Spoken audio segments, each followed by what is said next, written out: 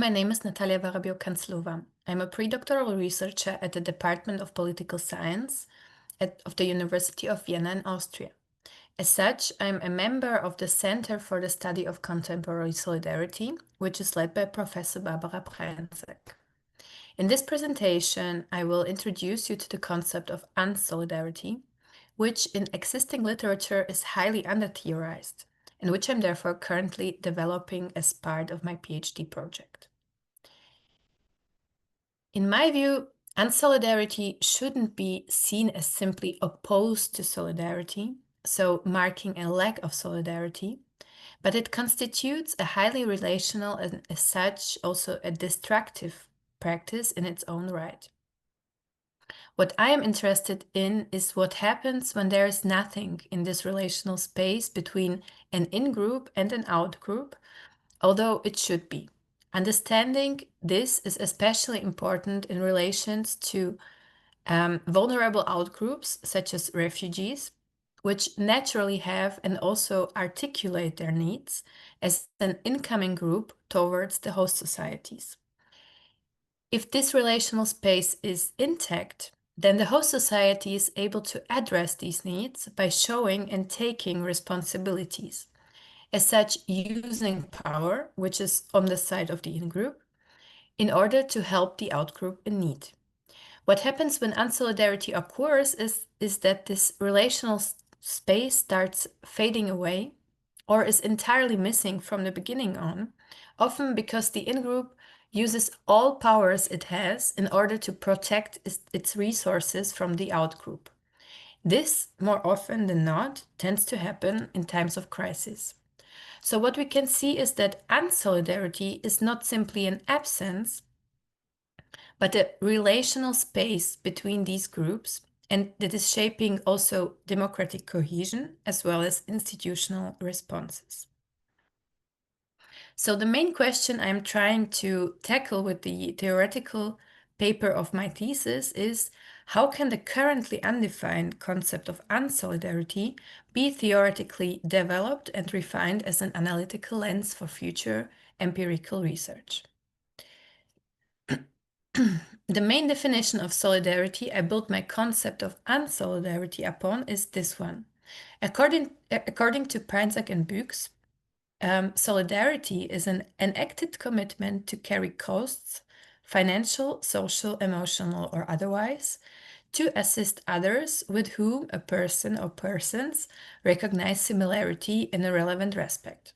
When talking about what exactly is missing when this sort of unsolidarity occurs, we can derive from this definition two main dimensions it can consist of. The first dimension is socio-economical. It means you bear costs for other people, and if you act in unsolidaristic manner, you simply refuse to do so.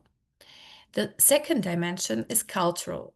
That means that you recognize similarities with others, and when you act in unsolidarity, you cannot see any similarities. Quite the contrary, you perceive and treat them as the others. So now let's take a look at how these two dimensions interact and how they can create a downward spiral of unsolidarity if the circumstances allow for this. This escalating continuum is meant to show that solidarity, if it ever was there, doesn't simply vanish, but there can be different stages where it sort of mutates downwards. Also, these forms on the continuum mark very different levels of potential harmfulness towards the outgroup. So let's take a look. On the constructive side of the continuum, we can find the solidarity as it normatively should be. So both the socio-economical as well as the cultural dimensions are intact and are used to, for example, provide shelter or other types of support to displaced persons.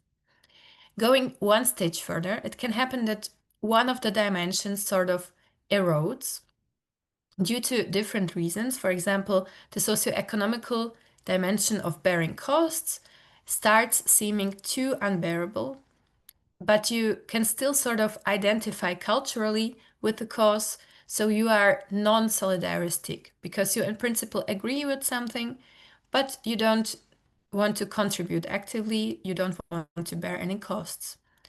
Like in this example of climate action.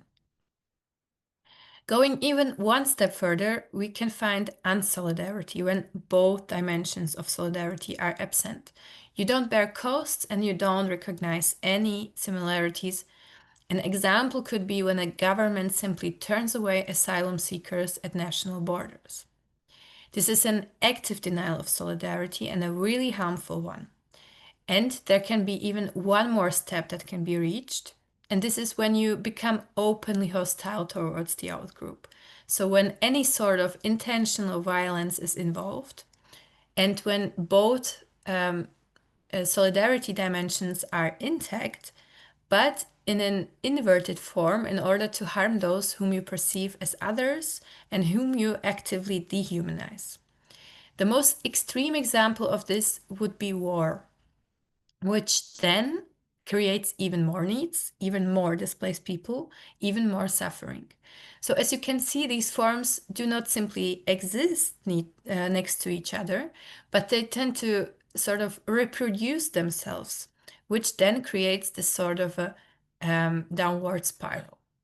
So what is the added value of defining a destructive practice like unsolidarity? First of all, I would like to stress that unsolidarity isn't meant to be or to become an advocacy tool, simply to label your political opponents of unsolidarity. It should be treated as an analytical lens that allows us to identify blind spots of solidarity.